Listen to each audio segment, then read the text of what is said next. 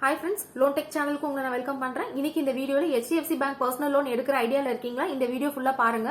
So HDFC Bank personal loan 10.50 ல இருந்து 21% வரைக்கும் கொடுத்துட்டு இருக்காங்க. HDFC Bankல processing fees என்ன சார்ஜ் பண்றாங்கன்னா மினிமம் 2.9 ல இருந்து 2.5% வரைக்கும் சார்ஜஸ் பண்றாங்க. HDFC Bankல நீங்க பார்ட் பேமெண்ட் பண்ண முடியுமா அப்படின்னு கேட்டீங்கன்னா கண்டிப்பா நீங்க பார்ட் பேமெண்ட் பண்ணிக்கலாம்.